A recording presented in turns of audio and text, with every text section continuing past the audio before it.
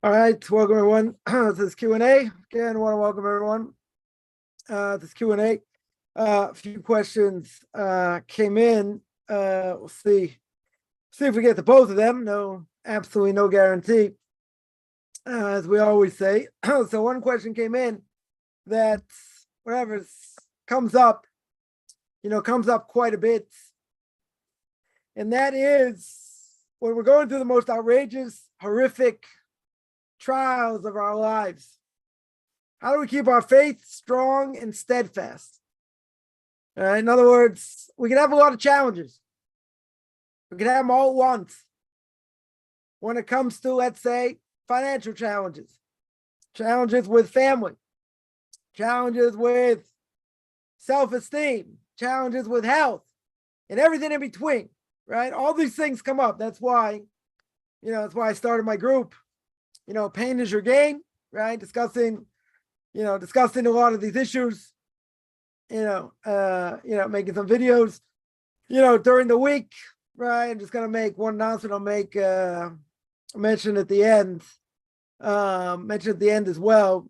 And that is that I'm in the process of starting I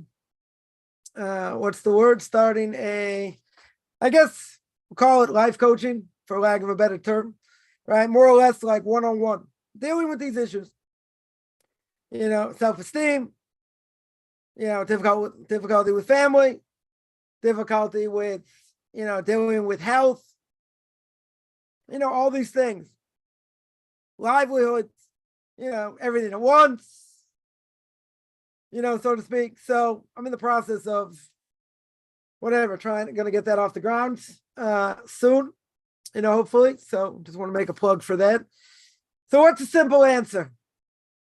Is there a simple answer? Obviously, all this, going to be based on Torah sources. A lot of them based on what it says in Chovos Levavos and duties of the heart. And that is that first, the person has to take a step back. Person has to take a deep breath, right? And see, what's going on? What happened over here? Let's say, I'll give one example. Let's say someone has older parents. And if they have older parents and they have to deal with them, they have to deal with them at the end of their life. So it's hard. Let's say they have dementia, God forbid, health issues, different things. And, you go see them, you go help them, on a regular basis. And what happens? It's hard, right? It's hard to see a loved one in that situation. And it's depressing, right? Most important, it's depressing, to see such a thing, right? But let's say a person's the only caretaker or they take shifts or whatever the case is. So being in that situation, extremely hard. Extremely hard. I'm going to use this as an example. So, if someone were to come to me, there's $1 million advice over here. If someone were to come to me and say, I spent, 3 days this week, 4 days this week, with one of my parents, whatever it was, or both of them, I had a shop, I had this, and one fell, and all kinds of things, right? All kinds of things. So someone would pin me down and say, this is really, really depressing. It's hard to see them in such a state. Or God forbids, let's say they can't speak, or they got dementia, or, any number of these things, and having to deal with, hospitals or nursing homes and all kinds of it could drive anybody, off the deep end. Now, so someone would ask, in that case, how do you look at that? So I'm going to so my $1 million advice in such a case would be, you're right, it's hard. 100% it's hard. But you have to remember one thing. As much as a person helps, and as much as a person does, they have to do something for themselves. Now, they have to take a certain amount of time for themselves. They have to find the time. Because if you don't find the time for yourself, you go absolutely out of your mind. Because when you see this, and it's hard, it's just hard to process. It's hard to see. So that's one thing. Take a certain amount of time. It's your own time. It can be meditation. It can be going for a walk. Exercise. Food. I wouldn't necessarily mention food because then people just eat up a storm and gain weight. That's not good, right? Certainly not good. But a person has to do something for themselves. We're caught up in all the things we do. And we're sitting around, or I can't say sitting around, we're running around chasing our tails and we're tired and all kinds of things, right? So a person can be making a lot of money. They can be successful. Can also be miserable. Be miserable at the same time because you got all these different things going on, right? So even so, you see something that's so hard. We'll get to the crux of the issue. But one crucial fact, right? Because the question was, you see the most horrific trial, the most outrageous, most difficult. First of all, you got to take a step back. You got to take a step back. Now, a lot of things are not going to make a lot of sense. We're not going to be able to make sense. Why this and all of a sudden, why now? And it feels like the world's caving in. Happens many, many times. It can happen with a million things. When does a person feel crunched more? Probably when it comes to livelihood. Got a whole bunch of bills to pay, people breathing down your neck. Nobody enjoys that. Anyone who's been there understands. So you're scrambling. And then, you might be sick to boot or other things. Could be so many different things going on. Right? So a person has to take a step back. I mean, I wouldn't say this is the first thing to do because you got to deal with the issue at hand. But a person has to take a step back and, and breathe. Because if you don't breathe, you feel suffocated. When you're suffocated, you can't move. You can't function. Then depression sets in. You don't want to get out of bed. You don't want to do anything. Right? So you have to take a step back. You have to say, okay, these things I have to deal with. These things are hard, 100%. And now people are going to say, I'll just add to the question, what about measure for measure? Why is this going on now, of all times? People want instantaneous answers. Guess what? We don't have them. Sometimes we get caught up in bad habits and things happen. They happen again and again and again and again. Other times, things seem to happen out of the blue. But they come in waves. Don't like it's just one thing a lot of times. It's like bam, bam, bam, bam. So you gotta say, well, isn't that hard? Yeah, it is. Right? So the most important thing, as we said, you have to have your own time. Not thinking about that. Do something special for yourself. Doesn't necessarily have to cost money. But just to clear your mind. That's one thing. But the most important thing is I have to see the bigger picture. I have to see the bigger picture. When a person sees the bigger picture, then a lot of these things, okay, have to deal with them.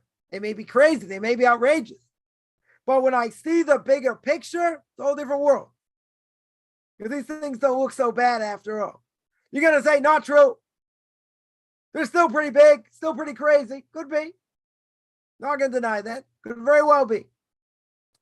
Right? Could very well be. Right? But what am I living for? So you're going to say, what do you mean? Anyone's going to listen to this, what are they living for? They want to be close to God. They want to have that special connection.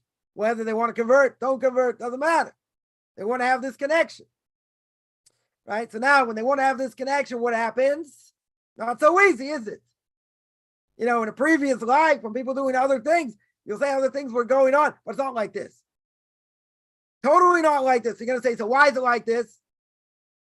Why does it seem like it's all at once? Other people seem to have it easy and we're getting slammed. You have to remember, as the Korban Aaron says, Leviticus chapter 11, the Orach Chaim HaKadosh brings them down. It says the Orach Chaim HaKadosh that by the sin of Nadav and Avihu, the closer you are to the king, and you want to be closer to the king, minor infractions could cost you tremendously. Tremendously. That other people, God, I'm going to look at them when they do it. So you say, well, is it all about my actions? You have to remember, when crazy things go on and a person goes through difficulty, it's a challenge. Everybody has challenges. But you're going to say, come on, this is well beyond. Okay, let's say it is. Let's say 100% it is. People are complaining, business is going down. People want everything for nothing, blah, blah, blah. Whatever it is. Totally crazy thing. I say, but I got to live, I got to survive. But the most important thing is, how am I viewing the world? Take a step back. Take a step back, even with all the craziness. And again, ask yourself the question, what am I living for? What are my goals? Where am I holding in the world? What am I thankful for? Even more crucial. With all the difficulty, aren't there 1.5 million things to be thankful for? Health, that's one of them. Rick DeMiller, blessed memory, had a whole list of things that he was thankful for, that people had, he didn't have. A whole list. He didn't have gout, didn't have high blood pressure, didn't have back pain, never got cancer. 1 million different things. Not just what other people went through, but things he was grateful for. Right? So I always say, before you rip up this list, write 20 things you're thankful for. I said 10, write 20. Because the person's going to say, I'm going out of my mind, and it's so hard, and it's this and it's that. Take a look at the list before you burn it, before you rip it up. You look at the list, and you look at what you wrote down as being thankful for. When you see what you have and what you're thankful for, I'm not saying everything disappears. It's no magical formula here. No magical formula. It's all in the mind. It's all in the mind. People have terrible relationship, a sibling, a parent, said something, off the wall, mean, below the belt, made you really feel bad, kicked you in the head, so to speak. I can say it's very hurtful, very painful. True. Right? 100% true. Well, what if I look at this person like they're mentally challenged? That they have a 25 IQ. And if someone with a 25 IQ comes over to you and slobbers on you, spits at you, bangs into you, it's annoying. True? 100% annoying. But you look at them, and you feel bad for them. You're not gonna take what they did seriously. You might be annoyed. I was on a bus earlier today. I was on a bus. There was the bus stop. A woman wanted to get off. She had all these packages. Now she didn't look 100%, 100% normal, but she had all these packages. The bus stopped. People were getting off, and she's screaming. She's screaming, wait, don't go. All these packages are so heavy. So the bus driver stopped. Gave her some time, but she got flustered. She had, a huge backpack, like 3 other bags, but bus driver wasn't going anywhere. Normally, it's really bus drivers, they don't care, right? They're just going to move, if you don't get off or whatever the case is. Right, but she's screaming, don't don't let me off, don't go anywhere yet. So one guy just looked at her and said, don't worry, he's not going anywhere. Just take it easy, go slow. No one's rushing here. Whatever, she was still flustered and got off the bus. Right, but she made it off the bus. 5 bags, huge backpack, whatever. She made it off the bus. Now, anyone sitting there realizes this person's on 100%. Some people got entertained by it. That's pretty cruel. Okay, but she wasn't 100%. So you look at something like that, with everything a person goes through, you look at something like that, you should be kissing the ground. You should be whistling Dixie. I was on a bus, I don't know, a month ago, a few months ago, whatever. I had different thoughts in my head. It wasn't the best of moods. Someone gets off in front of me, gets off at a stop. I definitely realized the person was, was mentally challenged, but someone had to help him off the bus. I'm not going to go into all the details. Someone had to, basically, walk with this person, help this person off the bus. Couldn't really walk themselves. And other difficulties, right? We're not going to go into. And I took that as a perfect sign. Like, what was God telling me at that point? You think you got problems? Do you think you have issues? You got to deal with? Look at this guy. Look at this guy. Can't function on his own. And there are other issues. Took him a little bit to get off the bus, couldn't walk that much. Wasn't there mentally. To me, that was 100% a perfect sign to say, you should thank me, you don't have that. But someone's going to say, but that doesn't help. Why doesn't that help? You're going to say, but I'm going through my own personal Gehenna. Going through my own personal hell, so to speak. True. But when you compare it to other things, a person's thankful they don't have that. They don't have the other thing. Right? That's one way. Right? It's the greater perspective. Right? It's seeing this, I'd say better, the bigger picture. And a lot of these things, that's going to be the answer. Because when you see what other people have, like the Vilna Gaon students who were basically starving, he sent them to the hospital to visit people before Shabbos. They couldn't eat themselves. They were in pain. They came back. They went into Shabbos like different people. Were they still poor? Oh, yeah. What did they have for soup Friday night? Probably a little bit of water, maybe, one vegetable in it, maybe. Did it stop their poverty? No. Didn't stop their poverty. Gave them a different perspective. So they have a little bit of a potato or something, in the soup. They know what they're eating. That hasn't changed anything. They know they're not having meat or chicken or anything else, and they're barely surviving. But you know what? They go like this with their hand. They don't have arthritis. They're not walking with back pain. They don't have scoliosis. They have other issues. So I would say pick your poison. You have this, but you don't have something else. Okay, but you don't want this. I get it. Right? There are plenty of things we don't want. And that are painful. But at the same time, it's how we view it. It's perspective. That's one thing. Second thing is we have to realize, where did it all come from? Challenges come from God himself. He doesn't put a person in a challenge they can't handle. Whether we think we can or not, doesn't matter.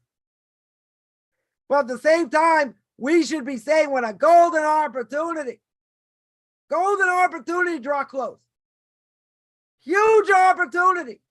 Because if God didn't want to test us, he wouldn't care. So you got plenty of people got money and fame and all kinds of things. They're not challenged. In many ways, they're not challenged. Why? Because God says, here, I'm going to give you a ton of money. Go scram. Get out of my face. God would say, I don't have anything to do with you. But people have challenges. That's the way. It's someone they're pointing out to draw close. But you're going to say it's painful. Right? So not all of us are on the level to say that's not even pain. Right? Rebbe Kiva said, everything is good. We don't always see that while we're going through it. Maybe we see it afterwards. Sometimes we can see it. Imagine someone has a plane to catch. They're running. They're running and, they end up missing the plane. They're so upset. They had to be somewhere. Okay, they take the next plane or the next day or whatever it is. And they find out later, guess what? You know what happened? The plane crashed. No survivors. Isn't that person going to be so happy that they missed the plane? They're going to be ecstatic. Now, do we always see things like that? Not necessarily. But a lot of it has to do with perspective. It has to do with the fact that God, imagine if God hated us, how much worse it would be. If we didn't have challenges, that would be a problem. That would mean God has no connection to us. He wants to squeeze, like toothpaste. Got to squeeze the last bit out in order to get what God wants from us. But you're going to say it could be painful. You're right. It could be painful. It could be difficult. It could be everything in between. But see, we have the capability to look at it in a positive way. We're not masochists. We're not asking for this. We want to be left alone. Right? This week's parsha is that what Jacob wanted. He doesn't want to kick back, sit and learn. I wouldn't say sip pina coladas. He wants to kick back and learn. Have it easier. He had a problem with Esau. Right? Problem with Lavan. Right? And all that. A problem with Dinah. Like he wants a little bit of a break. Life is so hard. And then what happens? Yosef. Whole story. Yosef and the brothers. But that's what defined who he was. God was testing him at an extremely high level, according to the character trait of justice. That's how he wanted to be judged. Well, look what he did. Look who he became. Right? But again, minor infractions based on what he did had horrific repercussions. Because when you're closer to the king, you got to be extra careful. Right? Someone here points out, and they hit the nail right on the head. Exactly what I was going to say. Even having your life is a blessing. Because what's the alternative? We always say the alternative is worse. The alternative is not here. Right? Some people that might be a benefit. You wouldn't have to listen to me. Right? But, the question is how you view life. Life itself, every breath is a blessing. You're going to say, but it's hard. It's it. You're right. 100%. But life itself is a gift. It's a gift. We can have all kinds of challenges and difficulties. There's no question. But another thing we have to remember is the fact that whatever the challenges are, we may never figure out what the measure for measure is. And maybe it doesn't matter. But look at the end result. Look what happens afterwards. Someone will say, I got depression. I got out of bed for 6 months. Okay. Right? Well, the question is, how do we view it? And we view it by saying God is the one in charge. He's the one that runs the world. And I'll say it once, I'll say it twice, I'll say it 5 times, 100 times. This is the mantra every single day. Every single day. Now, I heard someone tells me, I keep doing that, doesn't help. Keep doing it. It has to go in, it has to sink in. It has to be part of you like you eat something or drink something. Doesn't happen overnight. I don't care if we live in a cream puff generation or a weak generation. It takes effort. Because when we see all things around us and things are hard, you got to say, where's the order? Where's the justice? I'm working hard getting slim, okay? Right? And this is hard, and that's you're right. But doesn't God run the world? So you can say, what does he want from me? And why did God make the matriarchs barren, that they couldn't have kids? Because he wanted their prayers. Not that God's a masochist, God forbid. He wanted the deep recesses of their prayers, giving everything they had. And that probably stopped tens of thousands of decrees, bad decrees. But when a person prays from the depth of their heart, gives everything to what God wants, that can pierce the heavens, totally pierce the heavens. Doesn't mean you're going to get answered straight away. It doesn't mean that. Right? So some people, at that point, they'll try and listen, maybe they'll listen to music. Maybe music will calm them down. If that doesn't work, listening to a class and a Amunah B'Tachon. Or just meditating on the words for a few minutes. God, I'm not going anywhere. You can do whatever you want. I'm still here. I still have perfect faith. What do you think? God's going to go, oh, you have perfect faith? Let's slam you some more. Bam, bam. Maybe.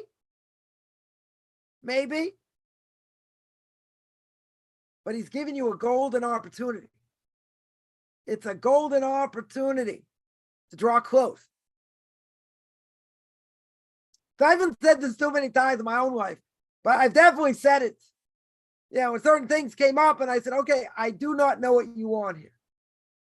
I'm doing my best with this, with that, with the other thing. I have no idea what you want, but I'm not going anywhere. I'm not going to be broken over here. I got to put my best foot forward. I got to do whatever I need to do, but I don't know what you want.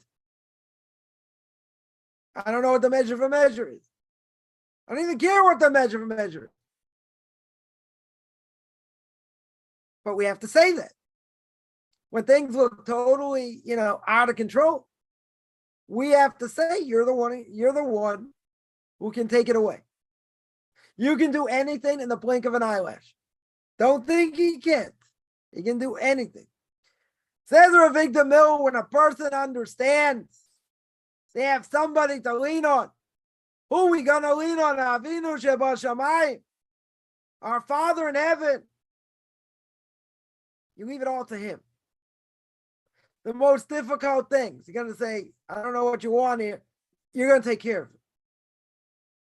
You're gonna bring it to fruition. You're gonna stop it. Because according to nature, he's the only one that can. So that's the lesson. The lesson is, we can't rely on man. We have to put our best foot forward. True. But the ultimate salvation does not come from man. God has many messengers. You know what can happen? He can send you a messenger you never thought of. You never fathomed. And someone comes through in the clutch like you can't imagine. Why'd that happen? Don't know. I don't have an answer. But God put words in a person's mouth. The other person heard it, and the rest is history. Why should it have happened that way? Because that's what God wanted. He wanted that person to be the messenger. Now, can a person be a messenger for bad? Yeah. Can a person cause damage? Yeah. Are they going to be liable? 100%. But what's the problem? The obvious problem is that we see it as all bad, and we see it as screaming at the other person for what they did, when the reality is God is sending them to get to us. Now you're going to say, if that's true, they're not liable. Not true. Person 100% going to be liable. But God is using them to get to us. Right? So, if it's, if it's something in business, something with, other things, and someone comes in our face and does something, says something, God is using them to get to us.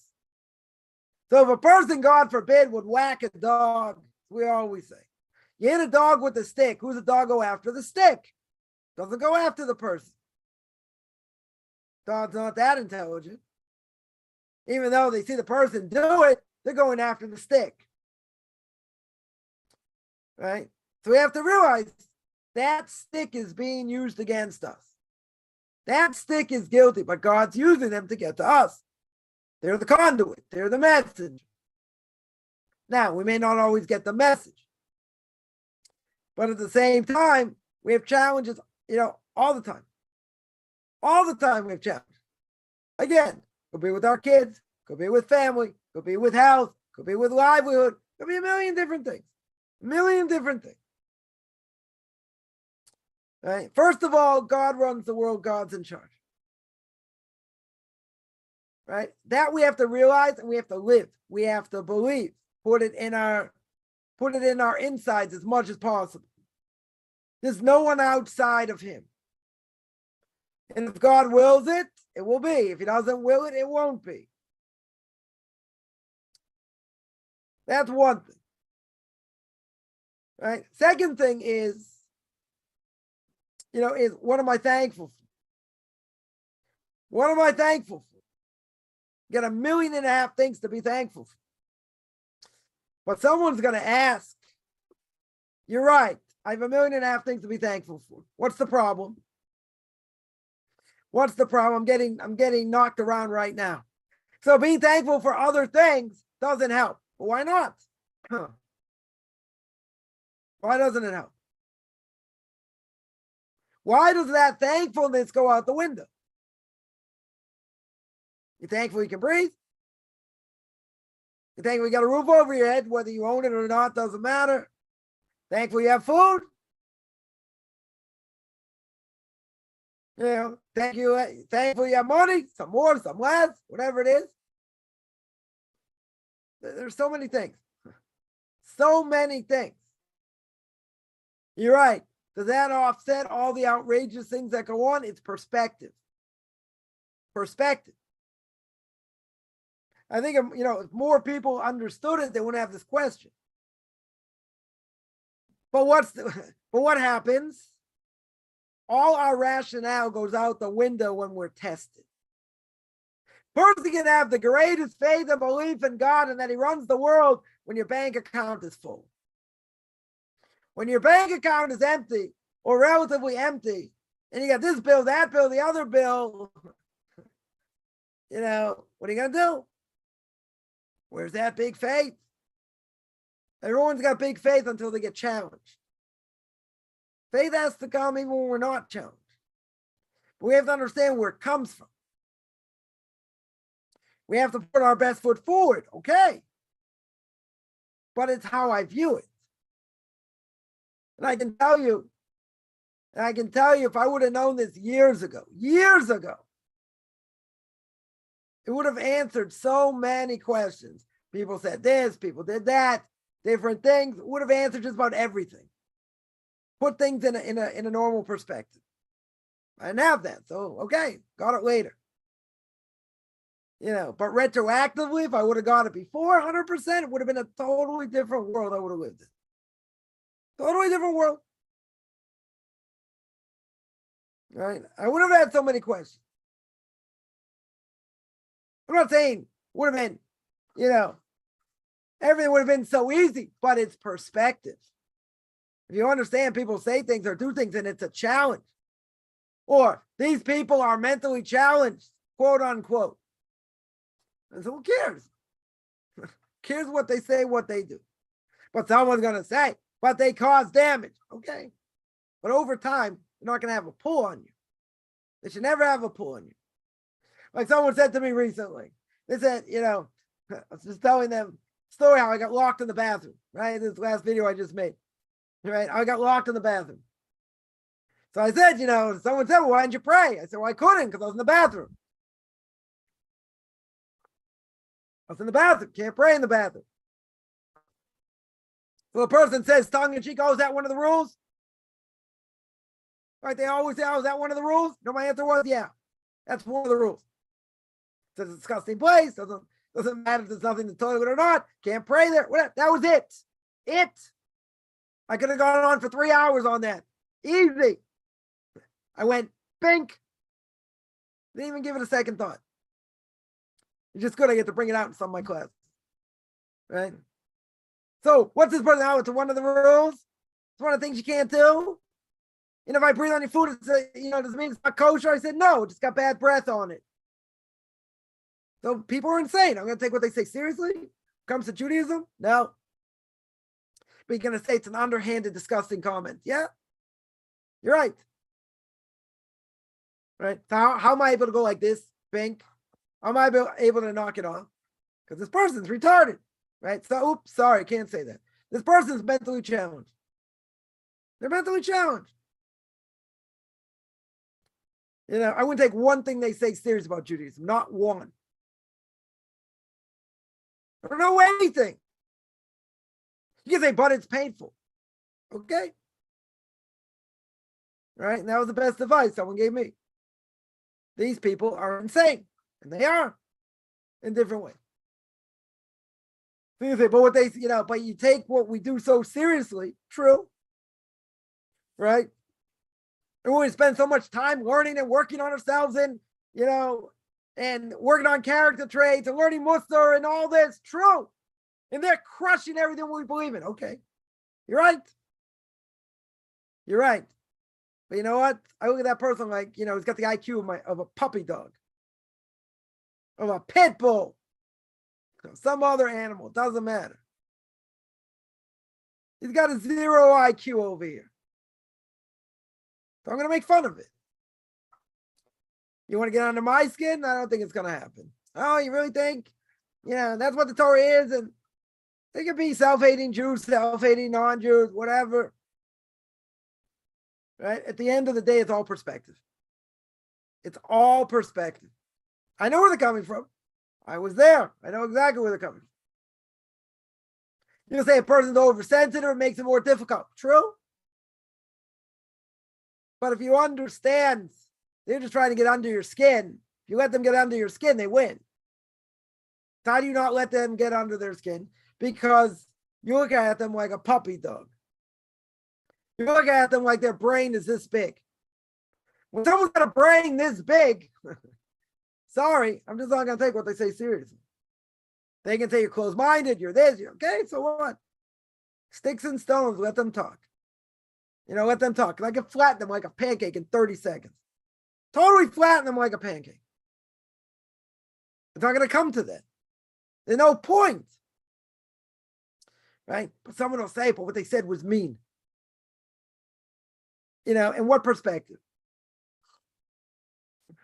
They blaspheme against God, say other things. Yeah, you might have to answer that. Might have to answer them to a point. Right? But at the end of the day, again, it's a test. It's a test. It can be painful. But over time, I can promise you, we nether without a vow over here, but I can promise you that when a person has a different perspective, they look at things in a totally different way, it doesn't matter what pressure they're under. It doesn't matter. It's how you view it. And you come to someone for help, but God can make them the messenger or not the messenger. So you can say, but a person really needs this and that, and they don't want to help. Okay, their choice. It's their choice. We should never have to ask help from other people, different things. Okay. But at the end, we have to know what the score is. We have to know what, we have to know what the bigger picture is. When you know what the bigger picture is, someone will say, wasn't it true? You're saying you have less expectation. Well, if you know someone, it's, we'll say it's like trying to squeeze milk out of a lemon. And they may say this, they may say that, they may say the other thing. You're going to go for them for help? They're not going to help. They could, they don't want to, whatever the case is. Whatever the case is. I was like, well, and then they'll make you feel bad. Say, oh, must be so hard. Must be difficult. There must be this, must be. Yeah, that doesn't do anything. Right? It does kind of make you feel worse, but you know what? Your mentality and their mentality are like this. They're so far away. Right? So in other words, you're not going to expect anything. You understand they could help if they wanted. They don't want to, okay? They don't want to. You're going to say, so that's going to be disappointing. No, You know why it's not going to be disappointing? Because you're going to look at it like this. You know, if God wants them to help me, they'll help me. If he doesn't want them to help me, they won't. God's the one who's calling the shots. So if I understand that, I'm not going to be disappointed. Why should I be disappointed?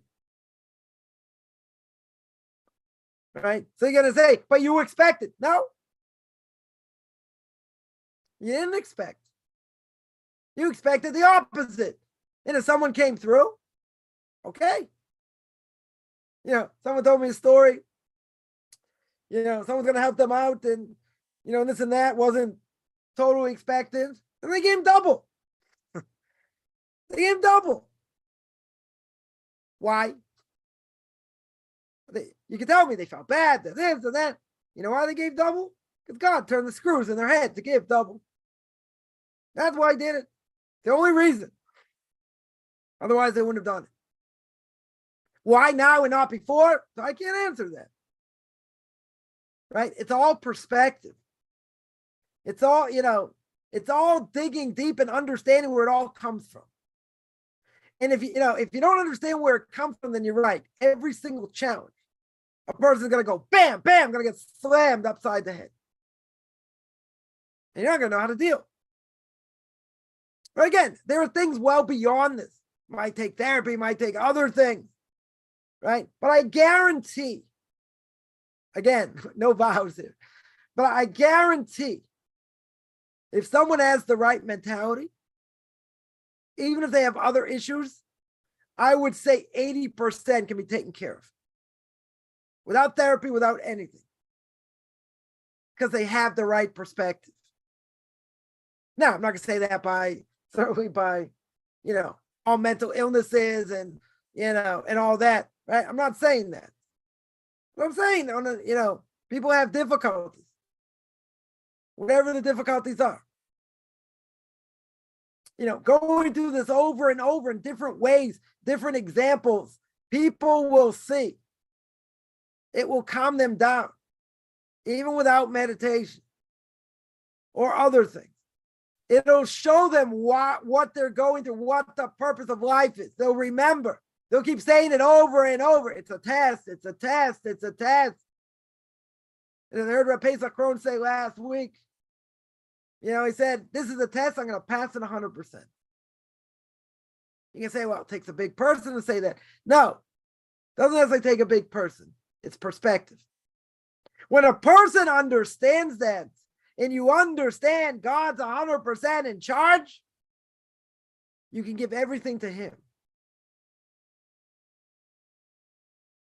You know, there's a whole thing about positive thinking, right? Maybe it would be one of my modules also, right? It's the way we say things, the way we think. If a person thinks negative and they're critical, so, you know, where's the positivity going to be? Where's the blessing? Where's the chef of the heavenly influence? Where's it going to come from if you're bitter and angry? You know, and I'm not saying the person doesn't have a right. Could be. People wronged us. You know, we could have a right. Look what they did. Look what they said. But at the same time, it's to our benefit in different ways. So then you have to analyze, how is this to my benefit? How does this help? When someone here points out, when you give 100%, you put your trust in God 100%, it's a whole different world. It's a whole different world. Right? Someone here asked, very good. Someone asked, what are you allowed to be worried about? The Rashi says in Brachos, what am I allowed to be afraid of? Let's say. Let's ask a little bit stronger. What am I allowed to be afraid of? The Gemara in Brachos says, I'm allowed to be, there are opposing verses in the Torah. One verse says, you're not allowed to be worried about anything. Another verse says, you're allowed to be worried, right? Contradiction. So what it's talking about? What am I allowed to be worried about? Normally, we would say you can't worry about anything. God's going to take care of our needs, in different ways. So what should I be worried about? The Gemara in Brachos says, what should I be worried about? The fact that maybe I'll forget the Torah I learned. That's what I'm allowed to be worried about. Am I allowed to walk outside and be in fear? Not allowed. Am I allowed to put myself in a dangerous situation? No.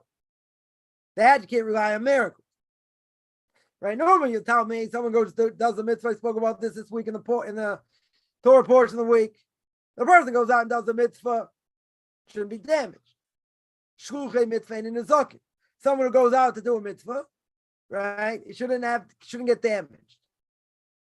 But where a person puts themselves in a situation where the damage is readily available, that's a different issue. When you put yourself in a dangerous situation, then you can't say that.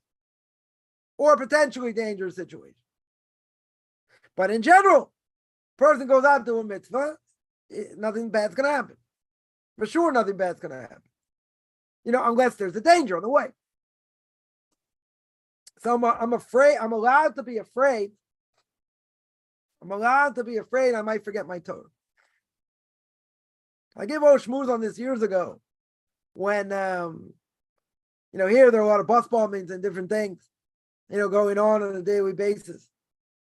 So I mentioned exactly this. Does God want you to be afraid to go on a bus? No. Doesn't want you to be afraid. Right? Now, you take certain precautions. How many precautions can it take? What can you do? You're not in control. You put your best foot forward, but you're not in control. Right? So at the end of the day, you're not allowed to be afraid. God does not want us to be afraid. Learning Torah and forgetting what you learned, that's a different issue. That we should be worried. How many people are worried about that? I guarantee you a list of 100 from 1 to 10. Things that we're worried about. I guarantee that's about 345 on the list. There's nowhere on the list. But that's what the Gemara says. That's the only thing we're allowed to be afraid of. And people, people worry all the time. Getting diseases, getting, all kinds of things that's a lot of things not in our control. Totally not in control. Should I be careful what I eat? Should I eat healthier? Yeah. We should eat healthier. We should exercise more. All these things, very good. Is that a guarantee you're not going to get sick? No. A friend of mine told me once that there was somebody ate healthy, very healthy, macrobiotic, exercise, this, that, and they got cancer, died in their early 60s. You're going to say, what, is there any rhyme or reason for that? Yeah, God wanted them to die. And he took them at that time.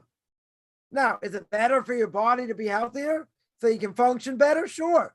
People tell you shouldn't have too much sugar. All kinds of things negatively affect us. Okay?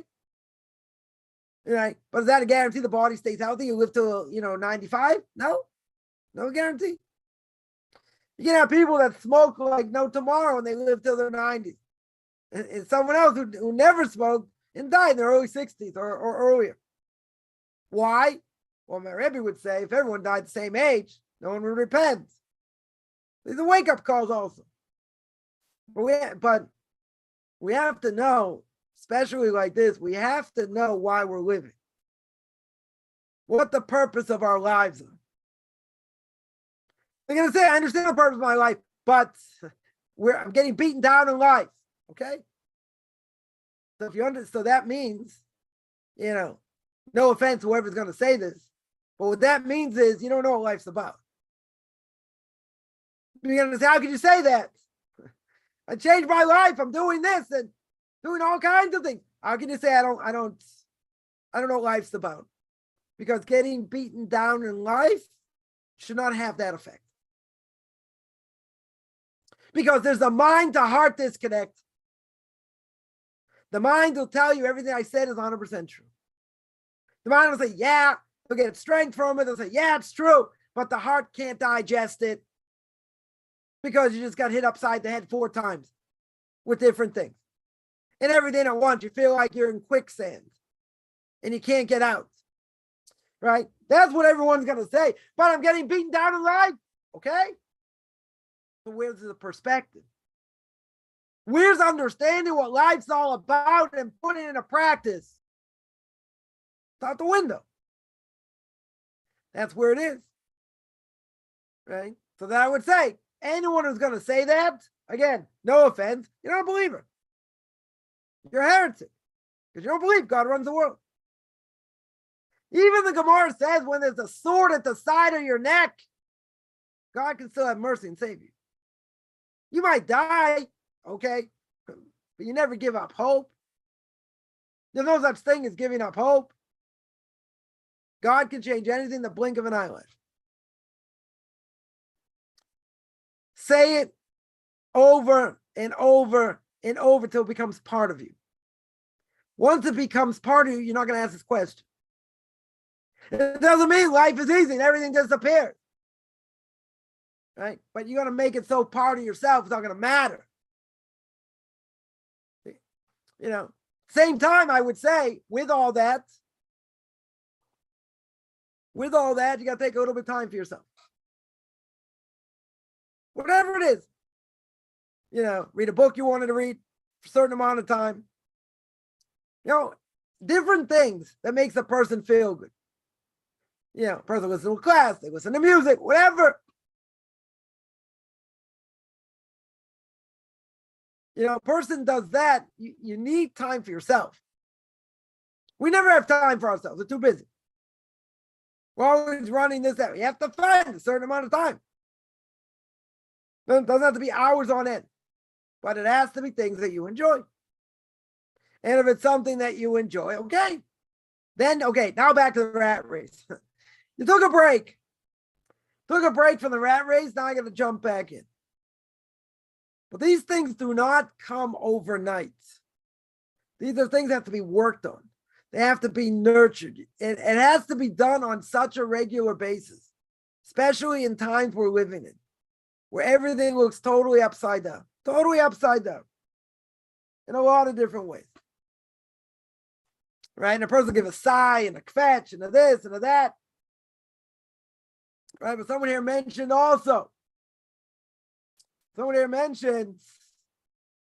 even to have your life is a blessing. Having your life is a blessing. No one's put in this world just to get knocked around in general. Unless that's what their reincarnated soul has to go through. Right? Someone asked, we don't face challenges. Doesn't mean that Hashem doesn't care about us. Everybody has challenges. Some more, some less. Right? Well, let's say God's given a person a lot of money and a lot of success. Does that mean they don't have challenges? Probably have less. But why do they have less challenges? Because God doesn't care about them. God is there. I'm going to give you a lot of money, scram. I don't have anything to do with you. That means he doesn't care.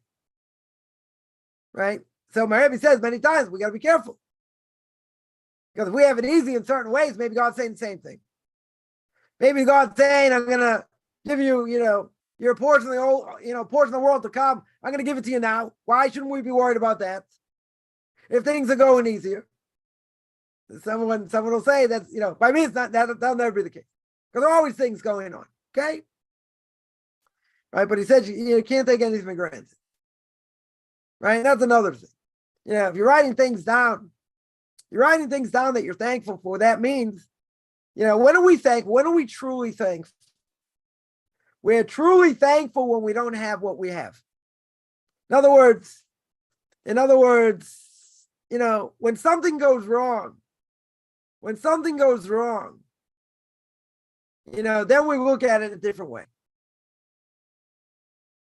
When I don't have it, that's when, certain things I don't have, that's when we get worried.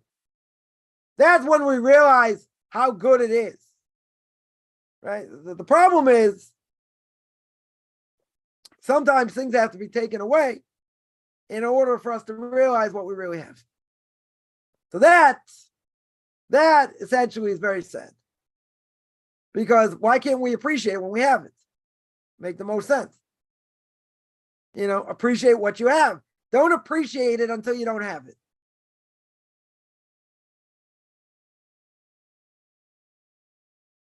So everybody has challenges. Some challenges by some people won't be looked at necessarily as challenges because God's giving them everything. Why is he giving them everything? Why is he making it easier? So he can knock them out in the world to come. Right? Essentially, and if a person doesn't have challenges, we should be worried about that. I don't think any of us are going to be in that case. I don't think anybody here doesn't have any challenges. Sitting in the lap of luxury, and everything going smooth in all aspects of their life. I don't think anybody's got that. Even if someone loses their portion of the world to come and they live in the lap of luxury, this, that, they still have other aggravation. True, but it's not the same. Totally not the same. Because God made life, made life very easy for them. In so many ways. That's what I would say. Say on that. Someone asked, can Jews mix fish with dairy? If you're Ashkenazic, yes. Most Sephardic people do not eat fish and dairy. That's what I would say. So if you're Ashkenazic, you don't have a problem, right? Bagels and lox, not a problem, right? By by Sephardic people, not that way, right? They hold you're not allowed to eat fish and dairy, right? 100%. So that's only by Sephardic people, not Ashkenazi. Someone asks, what does it mean when you fear Hashem only? Well, who else are you going to fear? You're going to fear a pit bull? I mean, maybe. You're afraid he's going to rip you to shreds, right? Mankind, we're not afraid of. Shouldn't be afraid of animals, certainly not in general. Shouldn't be afraid of man. Why not? Because man can't do anything unless God wants him to. God's got a lot of messengers. Can God stop a person from doing something? 100%. And what if he doesn't? What if a person goes out, commits a crime and this and that? Okay, God didn't stop him. God allowed it to happen. But in general, should we fear man? Why should we fear man? Why should we fear anybody? God's the one controlling things. Why, I shouldn't have to fear anybody except for him. In other words, man can't do anything unless God allows him to do it. But you're going to tell me they have free will, okay? We all have free will to a certain extent, right? It might be limited, but we all have free will, let's say. So if a person wants to act in a terrible way, God can say yay or nay. God can say, I'll allow him to do it. God can say, I won't allow him to do it. Right? If we believe in the bigger picture and we see that God runs the world, so why would I be afraid of anybody? I wouldn't be afraid of anybody except for God himself. People can say things, people can make threats, all kinds of things. What do I care what people say? All right, someone makes a threat, maybe you have to guard yourself a little bit more. Okay, let's say. But sometimes people just talk to talk. They want to make you feel bad or scare you or whatever. I'll give an example. My Rebbe would say, he's not worried about these crazy people in Iran, in other places. He's more worried about people that sin in the land of Israel. Right? Why? Because the repercussions can be much greater. So he's worried about what other people do or say, right? In many ways. Not worried about that.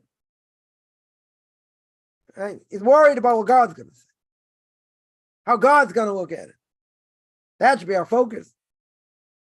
Anything I do, does this help me draw closer to God or further away? Again, people say, I got bad habits. I did this, I did that. I continue to do it. Okay, we're human. Got to cut ourselves a little bit of slack. But at the same time, God understands. So either I'm going in the right path or I'm going in the wrong path. And if I'm going in the wrong path, I got to fix it somehow. So that's what it means. We're not fearing anybody else. Not at all. Again, it doesn't mean I don't have to guard myself from other people, that they might cause me damage. True? Might have to do that. At the same time,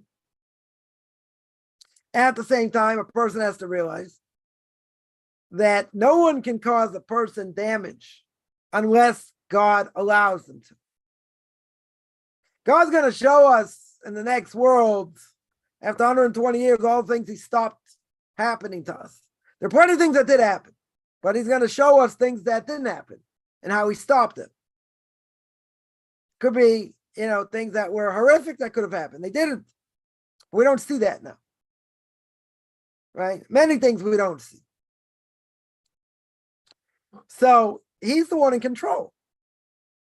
He's the one in control. So if that's the case, who am I fearing? Why am I going to fear man? No reason to fear man. Unless I have reason to. Someone's going to, God forbid, cause damage or whatever the case is. But otherwise, why am I worried about man here? Well, he's going to say we live in this world. Okay. But I have to do what I need to do. What does it matter? Right? The Mishnah Sanhedrin says, for me, the world is created. Me and nobody else. Why am I worried about anyone else? On my own world. I got to deal with other people. They have to deal with me. Okay. But the reality is, doesn't matter. Doesn't matter. I need to do what I need to do in my service to God. That's it. He's the only one that matters. Either I'm doing the right thing or, God forbid, doing the wrong thing, and anywhere in between. I got to worry every day. I'm not serving him properly. Or how well am I doing? What do I have to work on? I have to think about these things.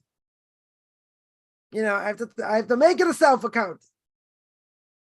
There's no question. So what am I worried about other people? The only reason I should be worried about other people is what I, God forbid, did to them or possibly did to them. That's the only reason. Right? In other words, a lot of background noise. A lot of things I shouldn't care about. I shouldn't worry about. What's the most important thing? How I serve God. That's the most important thing, my view on the world. And what I'm supposed to do. That's the most important thing. Everything else, who cares? I have to deal with people. Plenty of things we have to deal with in this world. Okay. Doesn't mean I have to fear them. Why would I have to fear them? Unless there's a reason I would have to fear them. Otherwise I don't have to. Right? God's the one making he's running the show, right? So to speak. Someone there asks, according to the Beis Halevi, flattery is a sin when said about people who don't deserve it. That's true. That is true, right? Is that because you're lying? Someone who's evil, you don't flatter them. Just the opposite. You can make fun of them, you can scorn at them, you mock at them. Right? You're flattering somebody who doesn't deserve it. They spit in God's face on a regular basis. So why are you saying anything good about them? You're gonna say, well, they may have good redeeming qualities. They're evil. They spit in God's face. What redeeming qualities they have? People make the mistake. People make the mistake and think, they think that, yeah, these people are nice people. Yeah, they might be. Even though, but they spit in God's face. So I can't look at them as being nice people. They might be, so what? How are we looking at them in the bigger scheme of things? That's the question. Right? And they spit in God's face on a regular basis. Guess what? They ain't going to smell too good upstairs. They might be the nicest of people, but guess what? They're spitting in God's face. So what do I care? Right? Someone has said, especially not complimenting abominable lifestyles, right? So that could cost you your job. So, it's a problem. But you're right. You're right. You can't flatter them. You can't be as what they call a sycophant. You can't flatter them. Exactly. It's because you need to be politically correct. Who said you got to be politically correct? Nobody says you got to be politically correct. I mean, they'll tell you if you don't, you might lose business or whatever, okay? But in general, flattering a wicked person, that is definitely not good. Definitely not good. Punishment could be catastrophic. Catastrophic. You see at the end of last week's parsha that Yaakov and his family bowed down to Esau, right? So 12 kings came out of Esau. They need to bow. I try and flatter him. It's a problem. So he had a merit over here to have 12 kings come out of it. So we gotta be careful. I'm not saying you gotta necessarily ram it down their throat and always, fight with them, but certainly you cannot condone it. Right? Story I told before. A friend of mine I went to yeshiva with goes to his sister's wedding, and it was an intermarriage. He said, everybody knew I was there under protest. I said, yeah, eating your kosher food, dancing the whole under protest. Everybody knew. Of course they knew, but you were there. How can you condone it? You represent being an Orthodox Jew. You can't condone it. Family. So what about family? Blood is thicker than water. So what? Till you intermarry. Then what? Who cares? Sometimes you got to stand your ground, and that's it. Flatter a wicked person, yeah, that's pretty bad. That is pretty severe. Right? Can't give them compliments. You can't condone what they do. Does that mean I should fight with them, every second? No. But it doesn't mean you can condone it. People say, live and let live. No.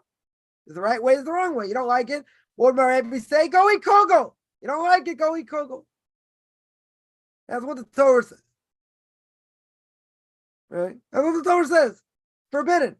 How can you get around to being forbidden? You can't. You say they're born that way. It doesn't matter. It's forbidden. Death penalty. It's forbidden. For Jews and non-Jews. Right? So now what? So what else am I supposed to do? Nothing you can do. Right? So in many cases, all you can do is damage control. That's it. Can't do more than that. So the only question is, how much you might get yelled and screamed at for. That might be it. Like, what else can you do?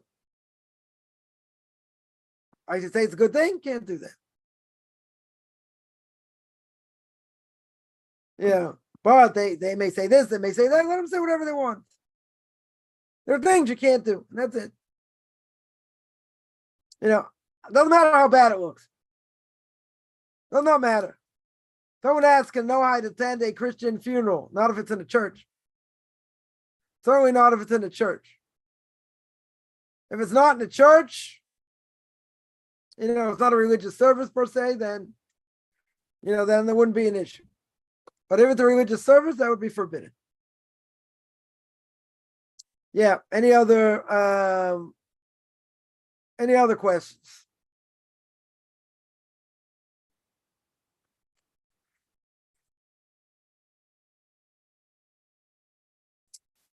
All right, I'm going to stop here. I just every Tuesday and Thursday, 10 o'clock Eastern time, 5 o'clock Israel time. Again, I am working, and it's going to come out soon. See, how soon about about what we spoke about, dealing with difficulties and hardship and all that one-on-one. There will be things going up about it in the near future.